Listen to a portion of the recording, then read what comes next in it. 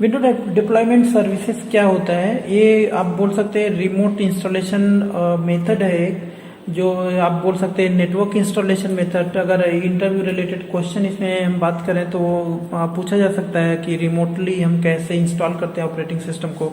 तो अभी latest technology हमारा क्या है, WDS, और पुरानी टेक्नोलॉजी जो हमारी RIS services, remote installation services, एक ही नाम होता है दोनों का, राइट। बस ये फीचर्स थोड़ा थोड़ा इसके अलग अलग हो गए हैं। तो window deployment services is a server role that give administrator to ability to deploy window operating system remotely। मतलब क्या है, कोई भी विंडो ऑपरेटिंग सिस्टम हो, विंडो 7 हो, विंडो 8 हो या विंडो 10 हो, आप रिमोटली इसको इंस्टॉल कर सकते हैं। WDS can be used for network based installation to set up new computer to administration do not have directly install each operating system। मतलब अगर आपको इंस्टॉल करना है 100 कंप्यूटर या 200 कंप्यूटर में, तो आपको क्या ईच कंप्यूटर को अलग अलग से इंस्टॉल करने की ज़रूरत नहीं रहेगा, रिमोटली हम इंस्टॉल कर सकेंगे, राइट। और सबसे बड़ा एडवांटेज इसका ये होता है कि कोई भी ऑपरेटिंग सिस्टम आपको डिप्लॉय करना है, बस एक ही कंडीशन है कि एक ही ऑपरेटिंग सिस्टम एक साथ डिप्लॉय। जैसे विंडो 7 है तो विंडो 7 ही डिप्लॉय करेगा, ऐसा नहीं कि किसी में विंडो 7, किसी में विंडो 8, किसी में विंडो 10, ऐसा नहीं होगा। एक ऑपरेटिंग सिस्टम आप ये नंबर ऑफ कंप्यूटर में एक साथ इंस्टॉल कर सकेंगे। क्योंकि इमेज हमें ऐड करना था, वो आगे हम बता रहे हैं आपको कौन सा इमेज रहेगा, उसको हमें ऐड करना रहेगा इस WDS जो सर्वर होता है उसके अंदर, राइट। और ये माइक्रोसॉफ्ट का एक फीचर्स है, ये देख सकते हैं। इसका मैं पूरा इसको डिस्क्रिप्शन में डाल दूंगा, आप समय इसको देख लेना, रीड कर लेना। और इसकी प्री रिक्विजिट सबसे ज़्यादा इंपॉर्टेंट होती है। अगर बहुत ज़्यादा कॉन्सेप्ट की बात करें तो बहुत ज़्यादा कॉन्सेप्ट अभी हमें पढ़ने की ज़रूरत है, इसलिए नहीं, क्योंकि इसमें क्या प्री रिक्विजिट होती है, एक्टिव डायरेक्टरी जो हम पढ़ चुके हैं, DHCP जो हम पढ़ चुके हैं, राइट। और एक्टिव डायरेक्टरी अगर आपको मालूम है, DHCP मालूम है, तो WDS इजीली आप कॉन्फ़िगर कर पाएंगे। तो डायरेक्ट हम WDS की बात करते हैं, इसीलिए ये सब फीचर्स जो है यहाँ पे देख सकते हैं। Active directory domain services, DNS, DHCP।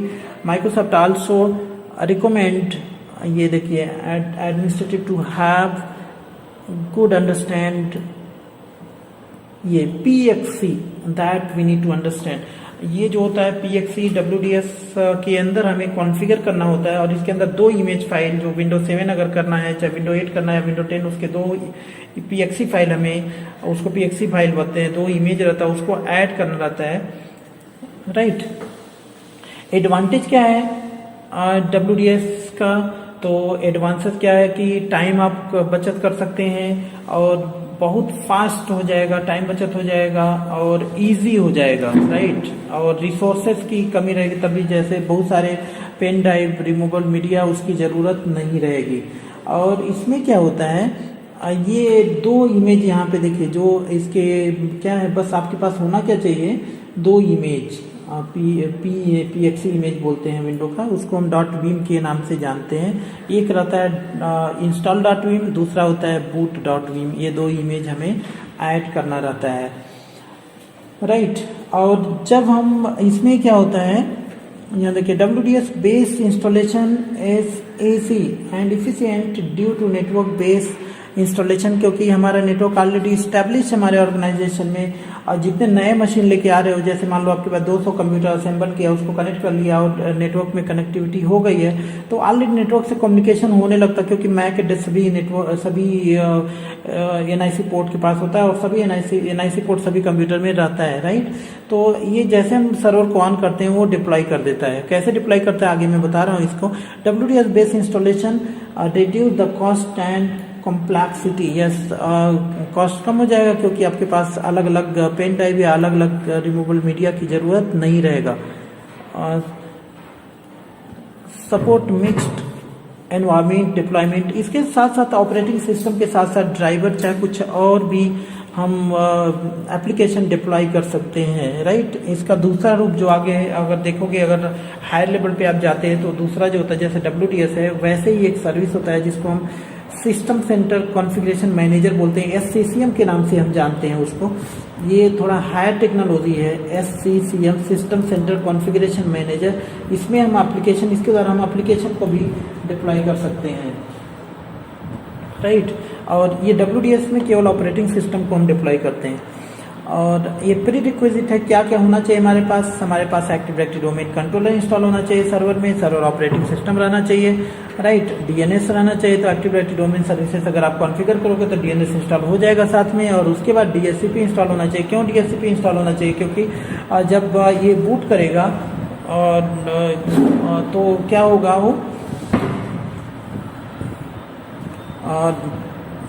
Search करेगा उसमें। कभी भी कोई भी नेटवर्क जो रहता है हमारा, वो जैसे आप कम्युनिकेट कराते हो, यहाँ पे मैंने बना रखा है इसको मैं बता रहा हूँ आपको। ये देखो, यहाँ से मैंने कोशिश करना है कि ये सर्वर हमारा, ये WDS सर्वर है, इसमें क्या क्या मैंने इंस्टॉल किया है। ADDS active directory domain services, DNS install है, DHCP इंस्टॉल है और WDS हमने इंस्टॉल किया है।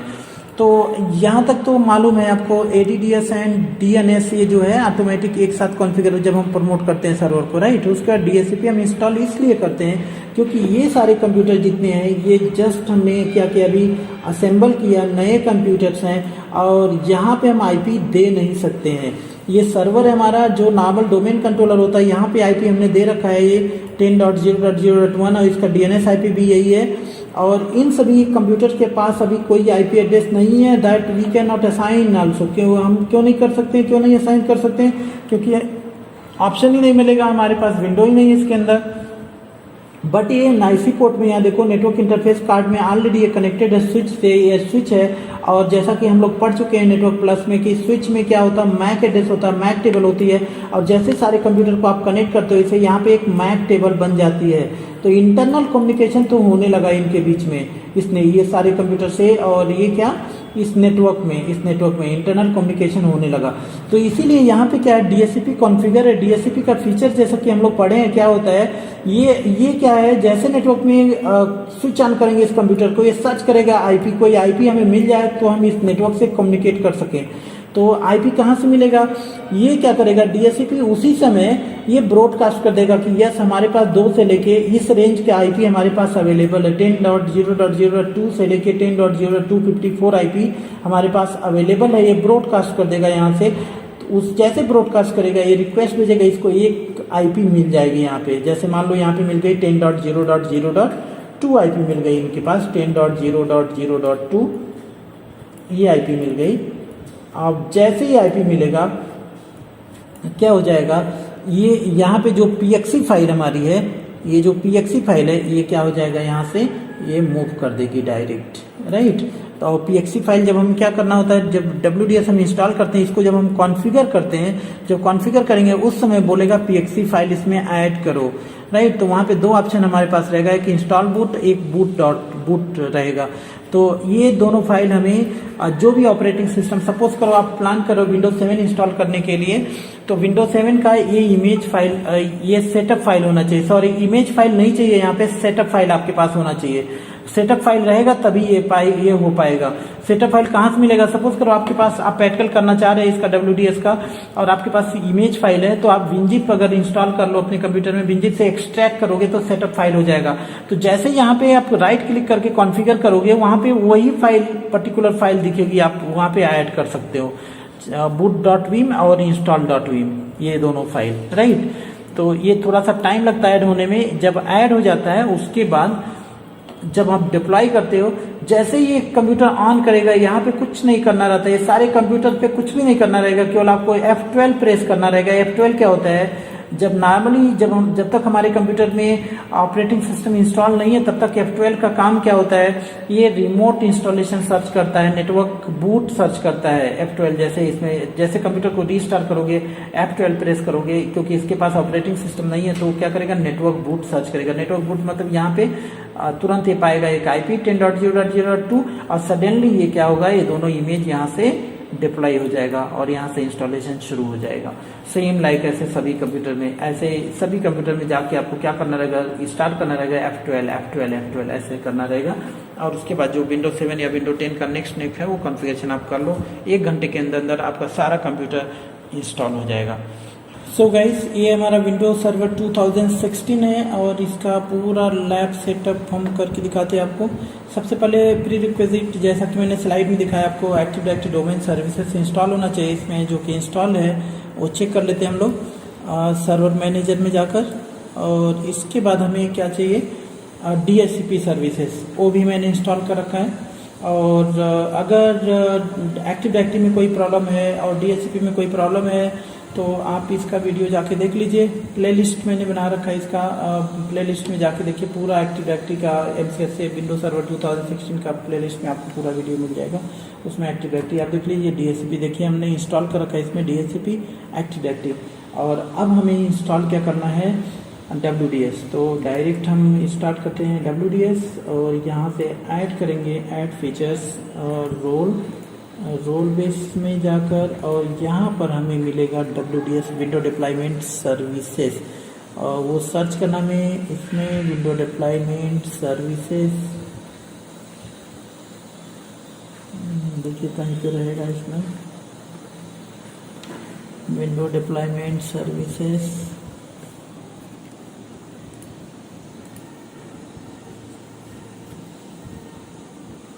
विंडो डिप्लॉयमेंट सर्विसेज आप देख सकते हैं। और ये क्या है, रिमोट इंस्टॉलेशन है, इसके बारे में दिया है। और इसको हम क्या कर देते हैं, यहाँ से चेक कर देते हैं और इसको हम इंस्टॉल कर लेंगे। तो इससे रिलेटेड जो भी फीचर्स की ज़रूरत रहेगा वो इंस्टॉल हो जाएगा। नेक्स्ट करेंगे, नेक्स्ट करेंगे, नेक्स्ट करेंगे। और ये दो इसके फीचर्स होते हैं, बाय डिफ़ॉल्ट रहेगा, ये कुछ नहीं करने की ज़रूरत है हमें। ये पोर्ट नंबर आते हैं, इस पोर्ट से ये डिप्लॉयमेंट करता है। और यहाँ से हम क्या करेंगे, इंस्टॉल कर देंगे। तो WDS सर्विस इंस्टॉल करना बहुत इजी है। जब एक बार सर्विस इंस्टॉल हो जाएगा, ये टूल्स में आ जाएगा और यहाँ पे भी आपको मिलेगा। बट हमें क्या करना रहेगा, कॉन्फ़िगर करना रहेगा इसे। तो कॉन्फ़िगर जब करेंगे तब उस समय पूछेगा कि जो इमेज है उस इमेज को हमें ऐड करना रहेगा, राइट। कौन सा इमेज होता है, ये इंटरव्यू में क्वेश्चन पूछा जाता है कि WDS में PXE इमेज क्या है ना, PXE बूट क्या है। तो ये जो विंडो 7 या विंडो 10 या जो भी ऑपरेटिंग सिस्टम आप डिप्लॉय करना चाहते हैं, जो इंस्टॉल करना चाहते हैं आप, उसके दो इमेज होते हैं। जो सेटअप फाइल, इमेज फाइल से आप WDS कॉन्फ़िगर नहीं कर सकते हैं, उसका सेटअप फाइल होना चाहिए। अभी मैंने सेटअप फाइल इसका बनाया है, मैं दिखा दे रहा हूँ आपको। तो सेटअप फाइल में विंडो 7 का मान लो है, विंडो 7 में इंस्टॉल करना चाह रहा हूँ, तो उसके सेटअप फाइल में एक सोर्स फोल्डर रहेगा। सोर्स फोल्डर में आपको दो इमेज फाइल मिलेगा, एक boot.vim और एक install.vim, दोनों को हमें ऐड करना रहेगा। यही कॉन्फ़िगरेशन होता है। तो इससे क्या होती है, जो हमारी DHCP सर्वर के पोर्ट नंबर 68 है, जो क्लाइंट के लिए काम करती है, वो इस फाइल को पिकअप करेगी, राइट। तो एक बार ये इंस्टॉल हो जाता है, हम वीडियो को स्किप नहीं करेंगे।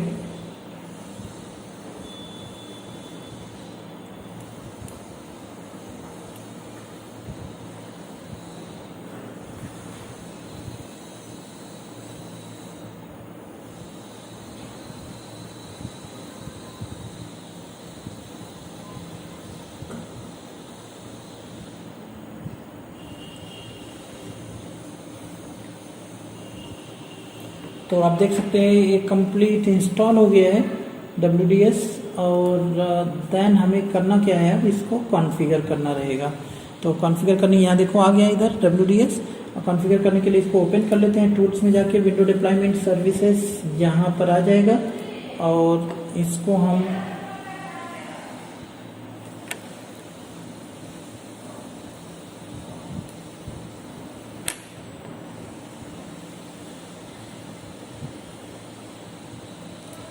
ये देखो हमारा ये सर्वर है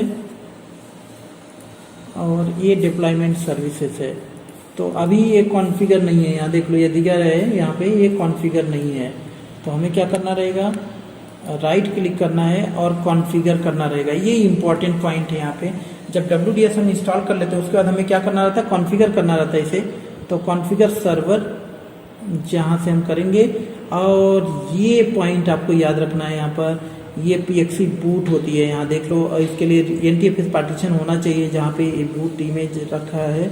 और यहाँ DHCP जो इसकी प्री रिक्विजिट है, जो रिक्वायरमेंट है, ये सारा यहाँ पे दिया है, जो कि मैंने स्लाइड में ऑलरेडी मैंने आपको दिखा दिया इसमें। तो ये हो गया। और नेक्स्ट करेंगे हम यहाँ पर और कुछ भी नहीं है, रहने दीजिए। इंटीग्रेटेड विद एक्टिव डायरेक्टरी, और ये रहा हमारा ये फाइल रिमोट इंस्टॉलेशन। इसी लोकेशन में जाके वो इमेज फाइल हमारी स्टोर हो जाएगी। और नेक्स्ट कर दो। और ये पूछ रहा है कि ये फाइल लोकेशन जो दे रहा है वहाँ पे कुछ दूसरा चीज़ नहीं होना चाहिए। ओके करेंगे।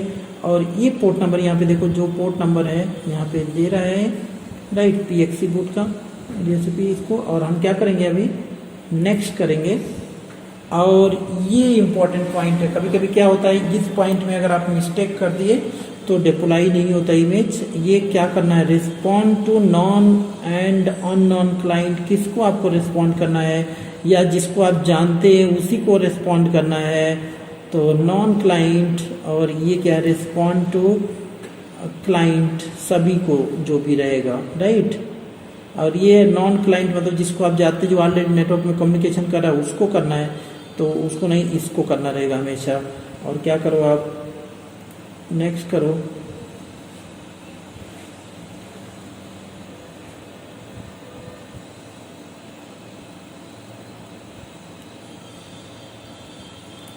और ये हो गया, कॉन्फ़िगर हो गया। और अब हमें क्या करना है, वही टास्क करना जो यहाँ देखो, इंस्टॉल इमेज है और बूट इमेज है, दो दिख रहा है, दो ही फाइल हमें दिखेंगी। वो फाइल मैं आपको दिखा देता हूँ, लोकेशन उसका मैंने यहाँ पे रखा हुआ है। विंडोज 7 सेटअप फाइल देखो, विनजिप मैंने इंस्टॉल करके, इमेज फाइल था हमारा, इमेज फाइल को मैंने एक्सट्रैक्ट करके सेटअप फाइल में कन्वर्ट किया हुआ है। और यहाँ पे विंडोज 7 की सेटअप फाइल है, विंडोज 7 में डिप्लॉय करना चाह रहा हूँ। अगर विंडो 8 करना है, विंडो 10 करना, सेम प्रोसीजर रहेगा, आपको कुछ भी अलग से नहीं करना रहेगा। यहाँ देखो, इसके सोर्स फोल्डर में आपको दो फाइल मिलेगी, एक फाइल रहेगा boot.vim और दूसरा फाइल रहेगा boot.vim करके रहेगा देखो, और दूसरी फाइल रहेगा install.vim।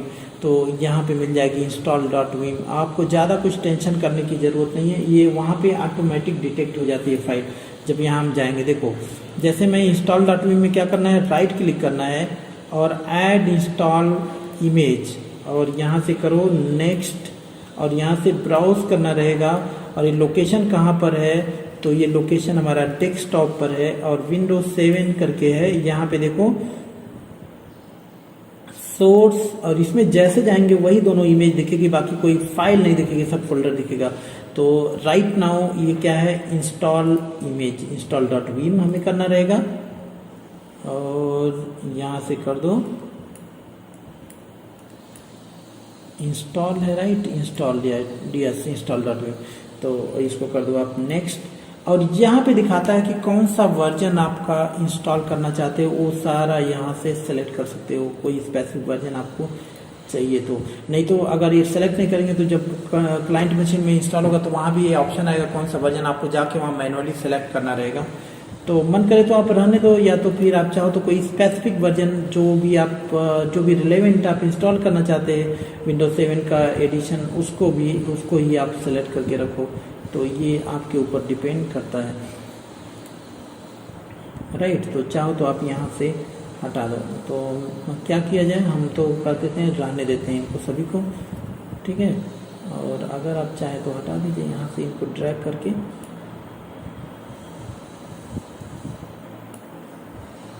तो इनको हटा दीजिए 32 बिट को।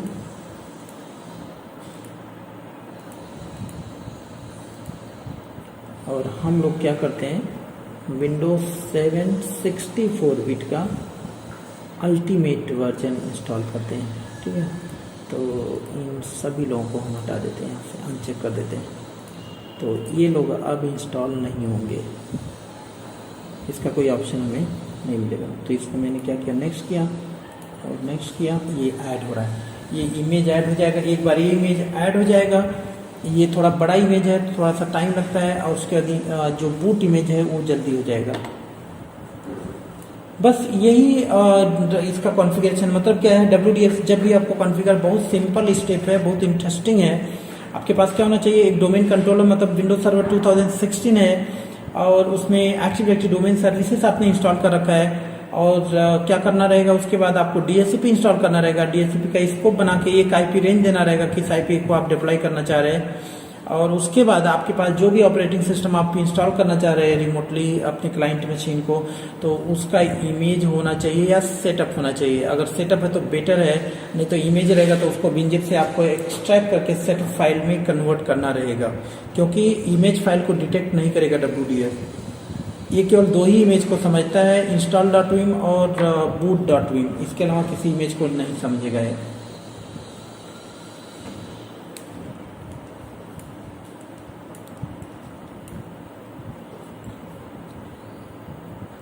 थोड़ा सा टाइम ज़्यादा लगता है क्योंकि बड़ी फाइल है ये, ऑलमोस्ट मोर देन 3 GB का फाइल रहेगा, और boot.vim तो 300 MB के आसपास में फाइल रहेगी, तो ज़्यादा टाइम नहीं लेती boot.vim।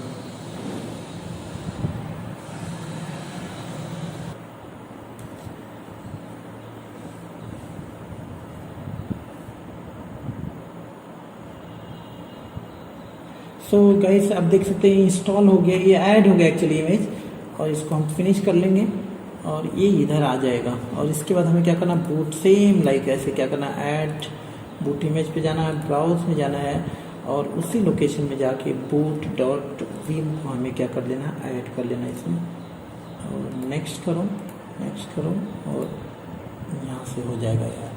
तो ये तो क्विकली हो जाना चाहिए क्योंकि ये छोटी फाइल होती है, ये ज़्यादा बड़ी फाइल नहीं है, तो जल्दी हो जाएगा।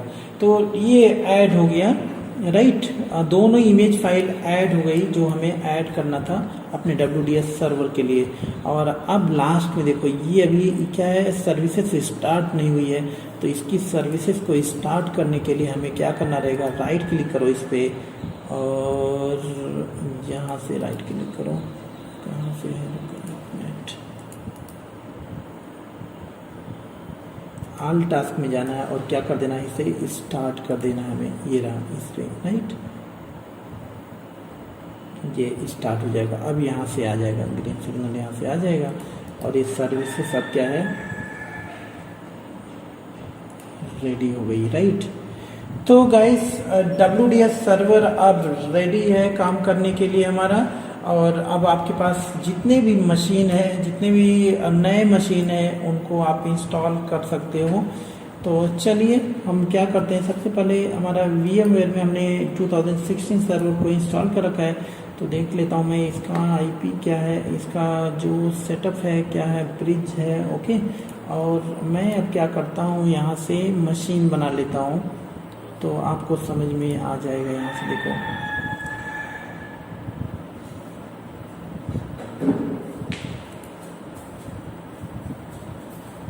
यहाँ हम ऑपरेटिंग सिस्टम को ऐड नहीं कर रहे हैं कुछ भी, और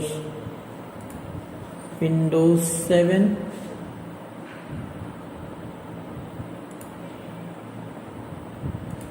नेक्स्ट, और लोकेशन आप जो चाहो दे दो, और विंडोज 7 अब यहाँ पे हम लिख दे रहे हैं WDS 1 करके हम मशीन का नाम दे रहे हैं ताकि आपको समझ में आ जाएगा। और WDS PC1 ऐसे करके दे दिया, और इसको कर दिया नेक्स्ट, यहाँ से नेक्स्ट कर दिया, और यहाँ पर जाकर मुझे करना रहेगा इसको ब्रिज, क्योंकि एक नेटवर्क में आ जाएगा, राइट। और बाकी कुछ हमें करने की ज़रूरत नहीं रहेगी, ओके। और क्योंकि इमेज हमें ऐड नहीं करना है, राइट, रिमोटली ये कनेक्ट हो जाएगा, यहाँ से कनेक्ट हो जाएगा ये।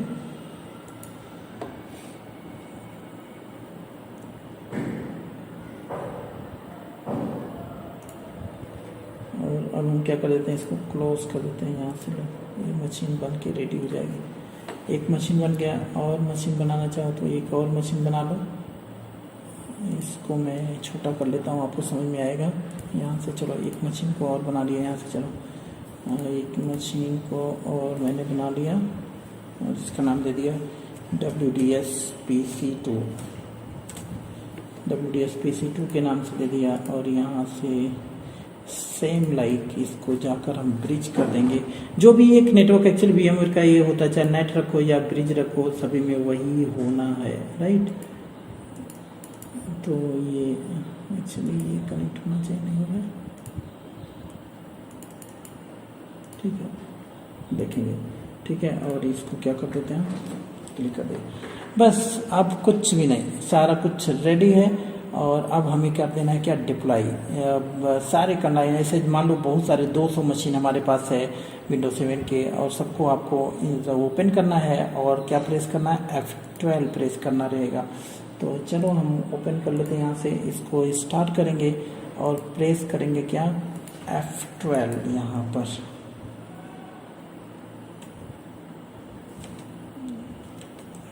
F12 प्रेस करेंगे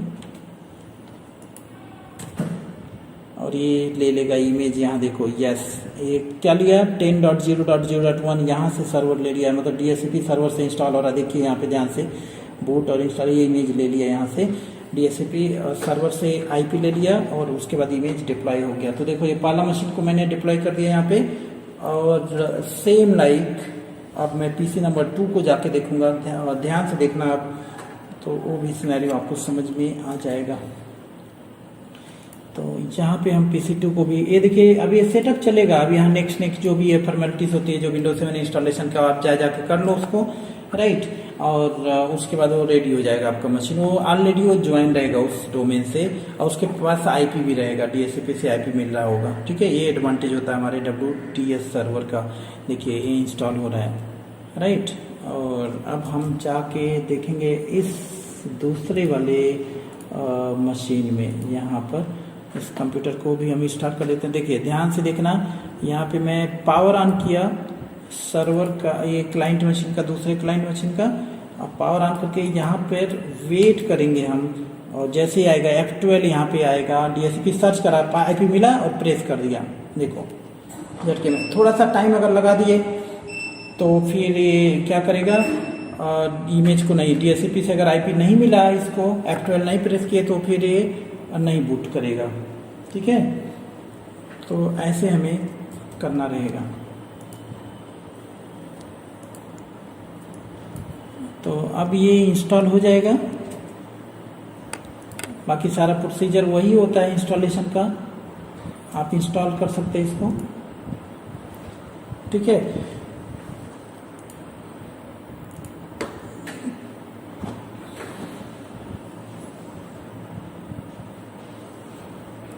तो ये टेक्स टाइम। ये इंस्टॉलेशन में तकरीबन जो भी हमारा एस्टिमेट होता है एक विंडो 7 का इंस्टॉल करने के लिए, तकरीबन 30 to 40 मिनट पूरा, तो ये टाइम लगेगा। तो मुझे नहीं लगता है आप सभी लोग ऑलरेडी अवेयर हो विंडो कैसे इंस्टॉल करना है, राइट, कैसे अनइंस्टॉल सारा मालूम है। तो ये ऑलरेडी इंस्टॉल हो जाएगा। तो मुझे लगता है यहीं पे स्टॉप कर देना चाहिए हमें वीडियो। आपको ये WDS का कॉन्सेप्ट समझ में आ गया होगा। आप भी इसको प्रैक्टिस कर सकते हैं। अगर आपके पास लैपटॉप है या डेस्कटॉप मशीन है तो आप इसको प्रैक्टिस कर सकते हो।